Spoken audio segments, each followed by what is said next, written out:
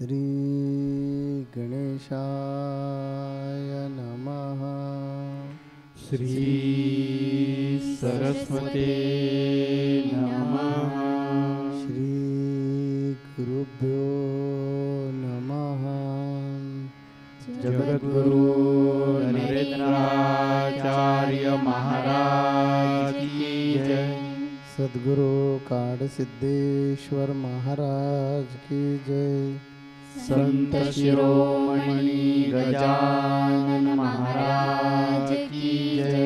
आद्य जगद्गुरु रामानंदाचार्य महाराज की जय।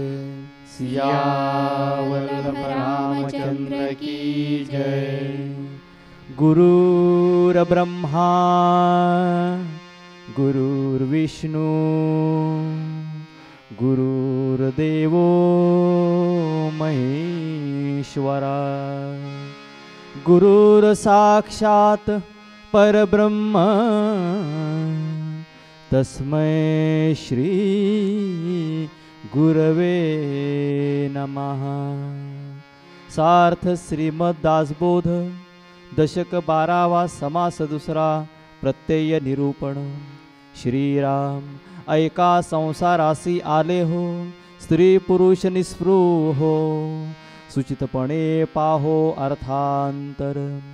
काय म्हणते वासना, काय कल्पिते कल्पना, अंतरीसे तरंग नाना प्रकारे उठते। बरे खावे बरे जेवावे, बरे लावे बरे नेसावे, मनासारखे असावे सकळ काही। ऐसे आहे मनोगत तरी ते काही सन होत, बरे करिता अकस्मात वाईट होते। एक सुखी एक दुःखी प्रत्यक्ष वर्तते लोकी, कष्टी होऊन या सेखी प्रारब्धावरी घालते। अचूक यत्न करवेना म्हणून कैले ते सजेना। आपला अवगुण जाणवेना काही केल्या। जो आपला आपण नेणे तो दुसऱ्याचे काय जाणे। न्याय सांडिता दैन्यवाणे होती लोक। पुंडलीक वरदे हरी विठ्ठल। श्री ज्ञानदेव तुकाराम पंढरीनाथ महाराज की जय। जगद्गुरु नरेंद्राचार्य महाराज की जय। आपल्या जगद्गुरु श्रींना कोटी कोटी साष्टांग दंडवत। आपणा सर्व गुरुबंधू भगिनींना श्री गुरुदेव। भाविक हो, मागील आठवड्यात प्रपंच कसा विवेकबुद्धीने करावा आणि परमार्थही त्याबरोबर कसा करावा याचं सुंदर वर्णन आपण जगद्गुरु श्रींच्या अमृतवाणीतून ऐकलेलं होतं। या समासामध्ये आज दशक 12 समास 2 मध्ये रामदास स्वामींनी प्रत्यय निरूपण हा विषय दिलेला आहे आणि त्यामध्ये माणसाने मरणाचे स्मरण नेहमी ठेवावे असं सांगितलं आहे। तर माणसाला जर उत्तम आयुष्य जगायचं असेल, संतवृत्तीनं जर जगायचं असेल तर नेहमी मरणाचं स्मरण ठेवलं पाहिजे असा संदेश श्री समर्थांनी आपल्याला दिलेला आहे।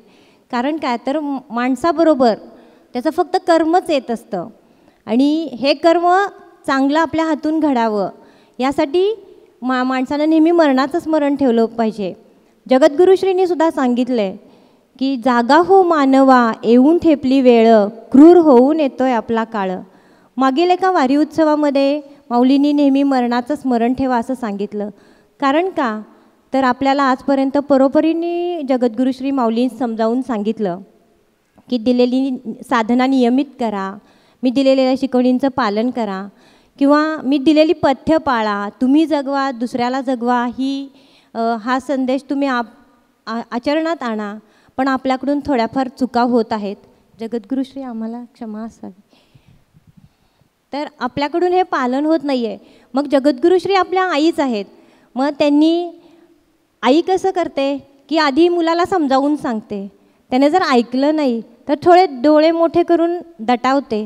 तोच प्रकार माऊलींनी मागील वारीमध्ये केला आणि आपल्याला सतत मरणाचं स्मरण ठेवायला सांगितलं. कारण का, तर आपलं मूल सन्मार्गी लागावं, व्हावं, हीच माऊलींची इच्छा असते. मग त्याप्रमाणेच माऊलींनी तो प्रकार केला. तर मरणाचं स्मरण ठेवल्याने काय होतं हे आता आपण एका दृष्टांतातून पाहूया. संत एकनाथ महाराज, त्यांच्याकडे एक परिचित गृहस्थ येत असतो, तो फार रागीट असतो. तो संत एकनाथ महाराजांना विचारतो, नाथ, आपण सगळ्यांशी प्रेमाने कसे काय वागता? तर महाराज म्हणतात, अरे माझं सोड, तुझा विचार कर, तू 8 दिवसात मरणार आहेस. आता नाथांची गोष्ट खोटी कोण मानणार, संत ते. त्यानं तो घरी गेला आणि सगळ्यांशी प्रेमानं वागू लागला. त्याला माहीत होतं की आता 7 दिवसात आपण मरणार आहे. तर त्यावेळेला तो सगळ्यांशी प्रेमाने वागतो आणि कोणाची त्याने देणी घेतलेली असतील बाबा ती परत करतो. घरातील सगळ्यांना म्हणतो, माझ्याकडून कुणाचं मन दुखावलं तर वाईट वाटून घेऊ नका, हां, मला क्षमा करा, मी काही तुम्हाला कुत्सित त्यांनी बोलत नाही. आणि जे थोडेफार पैसे साठलेले असतात ते दान करतो गरीब लोकांना. आणि असे 8 दिवस निघून जातात त्याचे चांगलं वागण्यामध्ये. आणि परत 8व्या दिवशी तो समर्थ एकनाथ महाराजांकडे परत येतो. तर महाराज म्हणतात, अरे या 8 दिवसात तू किती पापकर्म केलंस, किती वाईट वागलास? तर तो म्हणतो, काही आठवत नाही, म्हणतो, जवळजवळ चांगलंच वागलो आहे. मग म्हटले, तू मागं मला विचारलेल्या प्रश्नाचं उत्तर हेच आहे, मी नेहमी सतत मरणाचं स्मरण ठेवतो, त्यामुळे मी प्रेमाने वागू शकतो सगळ्यांशी.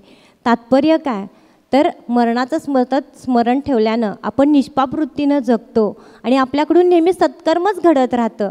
आणि आपल्याकडे जे आहे चांगलं ते इतरांना देण्यात आपल्याला आनंद मिळतो, इतरांनाही आनंद मिळतो. आणि असं, परंतु आपण जर संतांकडे गेलो नाही तर हा बोध आपल्याला होणार नाही. आणि आपलं सामान्य लोकांचं जीवन कसं असतं, जे जे ज्ञानविरहित केले ते ते जन्माचे मूळ झाले, अज्ञानी प्राणी प्रवाही वाहतची गेले. आपण अज्ञानपणानंच जगत असतो, आपल्याला माहीत नसतं की आपला जन्म कशासाठी आहे, आपण कोण आहोत. आणि संतांना जर आपण शरण गेलं तरच हे ते आपल्याला समजावून सांगतात. आणि आपले जो धर्मग्रंथ आहे भगवद्गीता, त्यामध्ये 4थ्या अध्यायात भगवान श्रीकृष्णांनी हा संदेश दिलेला आहे की स्वाध्याय यज्ञ सांगितलेला आहे. त्यामध्ये स्वाध्याय म्हणजे काय, तर स्वतःचा अभ्यास. असा हा स्वतःचा अभ्यास, स्वतःचं आत्मचिंतन करून आपल्या जीवनाचं ध्येय कोण ठरवतं, तर फक्त संतच ठरवू शकतात. आणि संतांनी हे संत स्वतःचं आत्मपरीक्षण करून आपल्या जीवनाचं ध्येय ठरवत असतात. आपल्या जगद्गुरू श्री माऊलींनी सुद्धा त्यांच्या सद्गुरूंच्या कृपेनं आपल्या स्वतःचं आत्मपरीक्षण करून त्यांच्याही जीवनाचं ध्येय ठरवलेलं आहे. त्यांना दुबळ्यांबद्दल कळवळा आहे. नंतर रंजल्या गांजल्यांची ते सेवा करतात, जडमुडांचा उद्धार करतात. आणि हे त्यांचे अनेक सामाजिक उपक्रमातून ते करत असतात. आणि संतांनाच हे फक्त इतरांशी आणि पूर्ण विश्वामध्ये त्यांनी हा अवघे विश्वाची माझे घर या उक्तीप्रमाणे सर्व जगातील लोकांना ते समदृष्टीने आणि प्रेम करत असतात. माणसाचा जन्म हा पाप आणि पुण्य बरोबर झाल्यावर मिळतो. मग त्यांना पापकर्मापासून त्याला जे भोगायला लागणार आहेत त्यासाठी संतांचा अवतार कार्य असतं. ते जडमुडांसाठीच अवतरित झालेले असतात. ते जे समाजामधले लोक मी कोण आहे किंवा आपलं दुःख कमी करण्यासाठी संतांकडे येतात, त्यांना ते चांगल्या प्रकारे प्रबोधन करतात. दुःख कमी करण्यासाठी संतांकडे येतो. मग जर दुःख आपलं कायमस्वरूपी कमी व्हायला पाहिजे असेल तर मगाशी ताईंनी सांगितलं तसं एकनाथ महाराजांनी जे सांगितलं ना, मृत्यूची आठवण कायम ठेवा की मी या 8 दिवसात कधी जाऊ शकेन. सोमवार तर रविवार यामध्ये कधीतरी जाणार ना आपण. गेल्यानंतर काही करता येणार नाही, नंतर पश्चाताप होऊन काहीच उपयोग नाही. जे काय करायचं आहे ना ते हा उसनादेह या आत्म्याला त्यानं मिळवून दिलं ना, त्या परमात्म्यानं. त्या परमात्म्यानं ह्या आत्म्याला हा देह भाड्यानं दिलेला आहे. तर हा जेवढा तुम्हाला राबवून घेता येईल देह तेवढा राबवून घ्या. पण आता झालं आहे कशी परिस्थिती आमची व्यावहारिक माणसांची, की आम्ही लोक त्या देहाच्या अधीन गेलो आहे.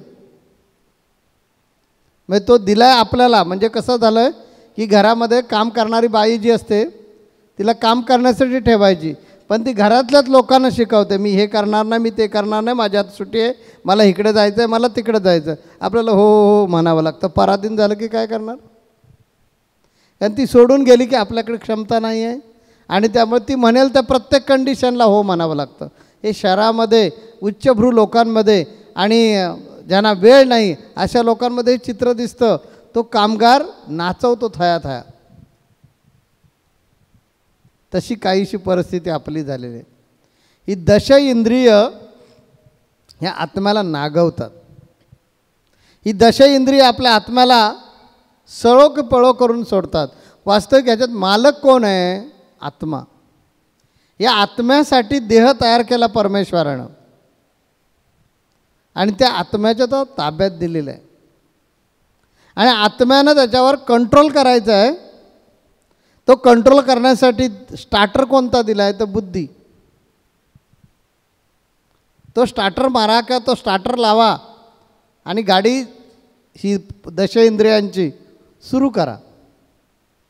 झालं उलटच. भ्रमामुळे म्हणा, अज्ञानपणामुळे म्हणा, मायेच्या प्रभावामुळे म्हणा, आपण दश इंद्रियांच्या आहारी गेलो आणि दश इंद्रिय आपल्याला गिळंकृत करतात.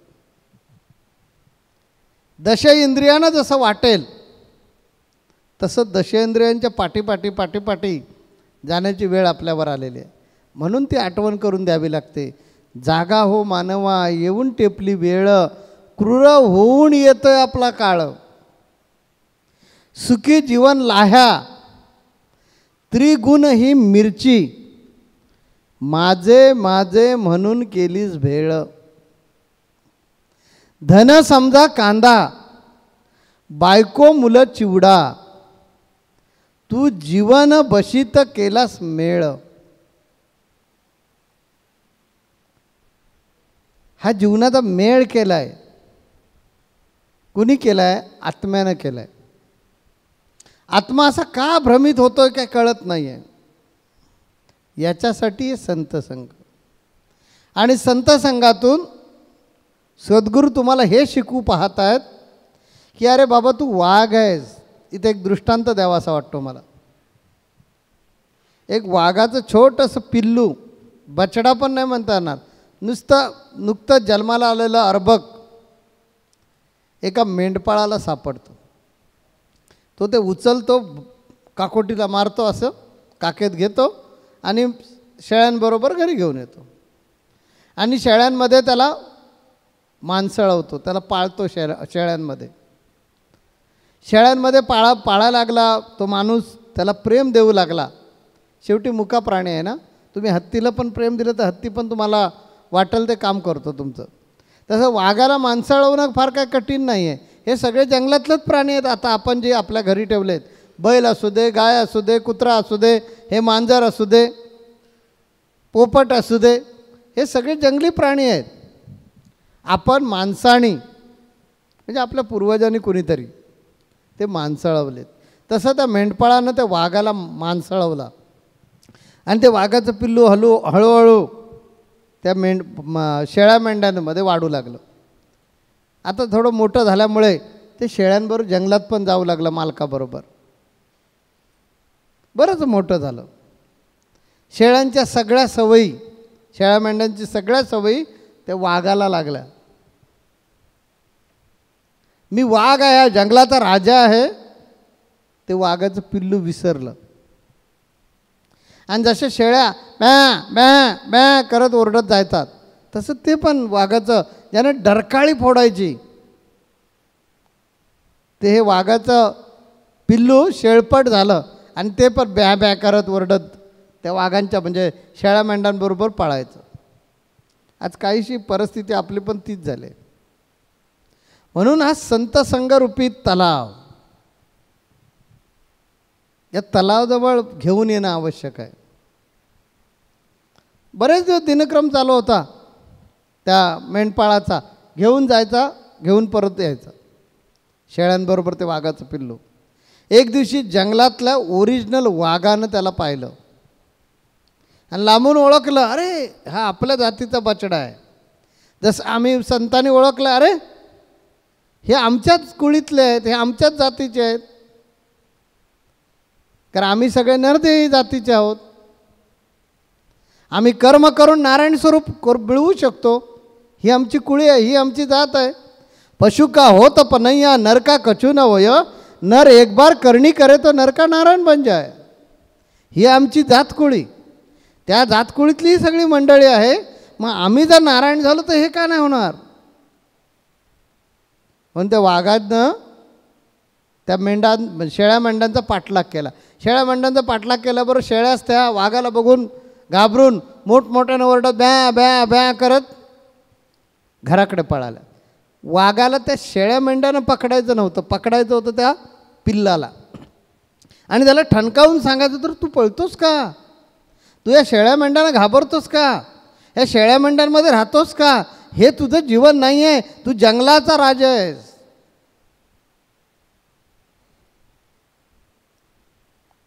परंतु तो वाघाचा बछडा आणि त्या शेळ्या मेंढ्या गेल्या, आपल्या गोठ्यात गेल्या. दुसऱ्या दिवशी परत आला. दुसऱ्या दिवशी वाघानं प्रयत्न केला, तरीसुद्धा ते वाघाचा छोटासा बछडा त्याच्या काय हाती लागेना. शेवटी एक दिवशी त्यानं युक्ती केलीच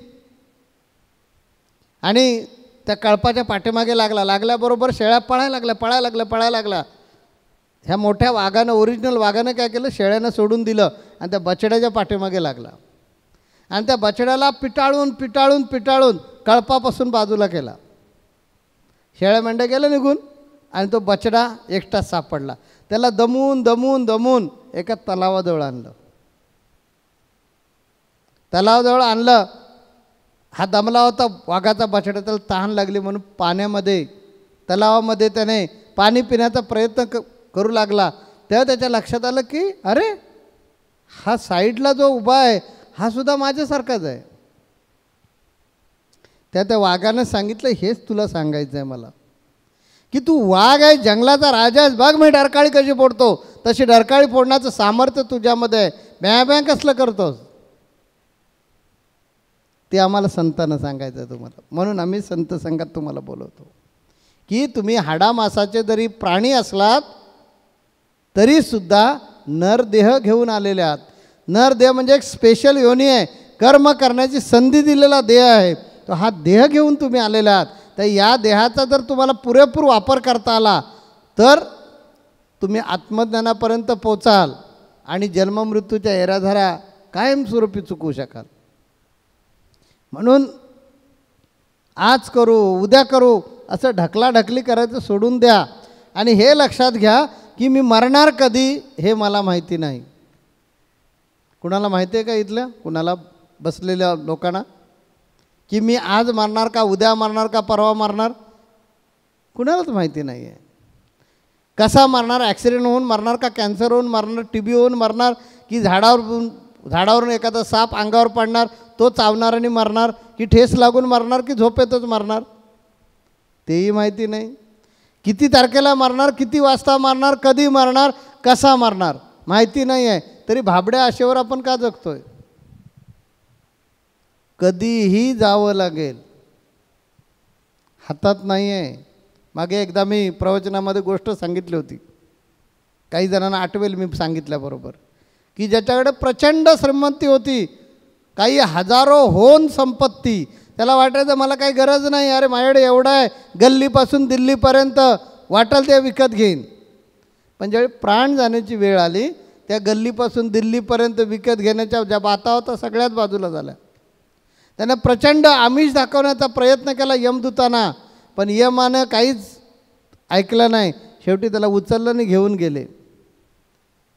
आले देवाजीच्या मना, तिथे कोणाचे चालेना.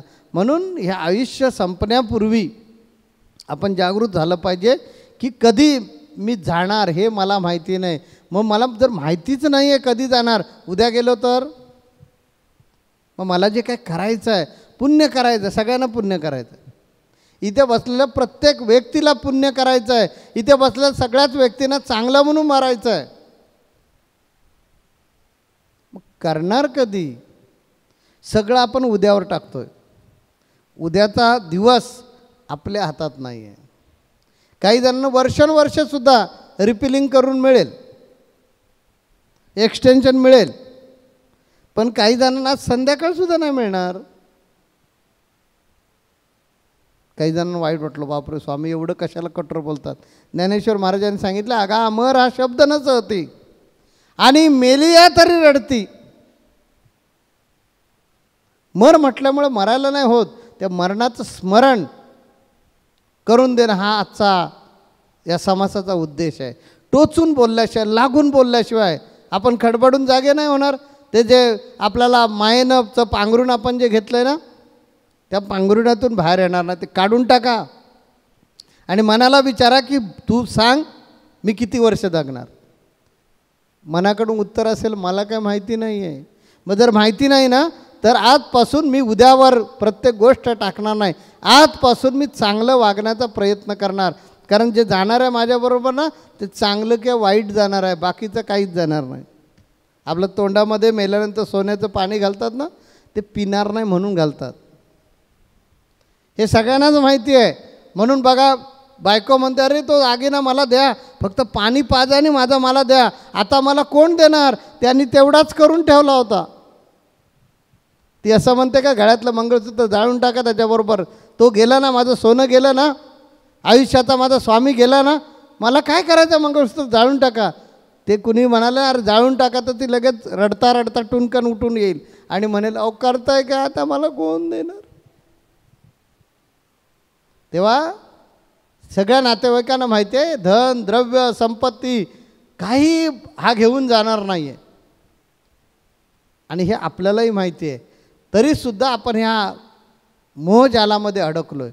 म्हणून इथे समर्थ रामदासांनी टोचून आपल्या मनाला असं टोचलेलं आहे आणि खडबडून जागा केलं. एखाद्या माणसाच्या मुस्कुटात द्यावं की त्याची धुंदी उतरते, तशी आपली मायेतून धुंदी उतरवण्यासाठी समर्थ रामदास स्वामींनी हा समास घेतलेला आहे. आणि या समासातून सांगितलं मृत्यूचं भान लक्षात ठेव. आम्ही संत तसं ठेवतो. म्हणून आम्ही म्हणतो अरे आत्ता या क्षणाला मृत्यू आला तरी काही बिघडत नाही, कारण आता काय करायचं ठेवलेलंच नाही. जे जे काय करायला पाहिजे होतं ती सगळी कर्तव्य केलेत. त्यामुळे या क्षणाला जरी मृत्यू आला तर आम्ही आनंदानं त्याला सामोरे जाणार. जे जन्माचं कर्तव्य करायचं तो दुसऱ्यासाठी जगणं आणि या चराचरामध्ये तो आहे ह्याची ओळख करून घेणं हे अंतिम ध्येय होतं. ते मिळवलं आहे आणि त्यामुळे या क्षणाला जरी मृत्यू आला काहीही होणार नाही. मला ठाऊक आहे मी वयाच्या कितव्या वर्षी मरणार आहे ते मी डिक्लेअर केलेलं आहे. मला बरेच जण प्रश्न विचारतात. पत्नी वारंवार मला प्रश्न विचारते, तुम्ही असं का बोलताना आम्हाला दुःखामध्ये का टाकता? मी म्हटलं 100 वर्ष मी जगलो, पण तुम्ही माझ्याबरोबर येणार आहात का? तुम्ही जाणार त्याच दिवशी जाणार आहात. तुम्ही कधी जाणार तेही माहिती आहे मला. मी थांबवू शकणार आहे का? हे मला का कळलं? मी ते ज्ञान मिळवलं म्हणून. तुला ते माहिती नाही म्हणून तू उद्यावर टाकत जाऊ नको. आजपासून या क्षणापासून तू तुझ्यासाठी जग, माझ्यासाठी जगू नकोस. तू तुझ्यासाठी ज्या दिवशी जगशील तेवढंच तुझ्याबरोबर जाणार आहे. आणि तू जर तुझ्यासाठी जगलीस, चांगल्या प्रकारचं काम केलं किंवा पुढे मला चांगला जन्म मिळाला पाहिजे, तर हातून कर्म चांगलं घडेल. चांगलं कर्म घडलं तर कदाचित जन्ममृत्यूच्या येऱ्याझऱ्या चुकतील, परत जन्म नाही मिळणार. कारण आईच्या पोटामध्ये ज्यावेळी आपण असतो त्यावेळेला तिथं तो जीव कसा गुदमरतो ते इथं आल्यानंतर तो विसरतो ना भवसागरातून. पण जन्मलेल्या मुलाला डॉक्टर सांगतो त्याच्या तोंडात शी गेली म्हणून घुसमटला आणि तो मेला, तरी आपण काय शिकत नाही. म्हणजे बाळ आईच्या पोटामध्ये असतं, त्या ते मलमूत्र सगळं खात असतं आणि हे डॉक्टरकडून सुविणीकडून आपण ऐकतो तरीसुद्धा आपण शहाणे व्हायला तयार नाही आहे. कशामुळे? हा मायेचा आपल्यावर प्रभाव आहे. म्हणून आपण अजूनसुद्धा या खऱ्या स्वरूपातून या खऱ्या भ्रमातून बाहेर येत नाही. म्हणून हे तलाव संत संघाचं, ह्या संत संघाच्या तलावासमोर आणलेलं आहे आणि तुम्हाला सांगितलं बघ मी वाघ आहे, तूसुद्धा माझ्या जातकुळीचा आहेस, म्हणजे तूसुद्धा वाघ आहेस, तूसुद्धा या जंगलाचा राजा ठरू शकतोस. आता बनायचं की न बनायचं तुम्ही ठरवायचं आहे. ठरवा तोपर्यंत. परत आपण भेटूया पुढच्या आठवड्यामध्ये की आम्हाला खरंच वाघ व्हायचं. वाघ म्हणजे शब्दशः अर्थ घेऊ नका की मला खरंच मुक्त व्हायचं आहे का, काय शेळ्या मेंढ्यांमध्येच माझं आयुष्य घालवायचं आहे, हे ठरवा आठवडाभर. आणि पुढच्या आठवड्यामध्ये परत फ्रेश माइंडने, आनंदानं, बिलकुल समाधानानं काहीतरी आपला शिकण्यासाठी आणि काहीतरी आमच्यामध्ये आहे ते दुर्गुण घालवून आम्हाला परत मुक्तीच्या मार्गाकडे जाण्यासाठी यायचं आहे, अशी मनाची धारणा करून परत या संत संघामध्ये भेटूया. तोपर्यंत आपण आपला सांप्रदायिक नमस्कार करून घरी जाऊया. जगद्गुरु नरेंद्राचार्य महाराज की जय. सद्गुरु काडसिद्धेश्वर महाराज की जय. संत शिरोमणी गजानन महाराज की जय. आद्य जगद्गुरु रामानंदाचार्य महाराज की जय. सिया वल्लभ रामचंद्र की जय.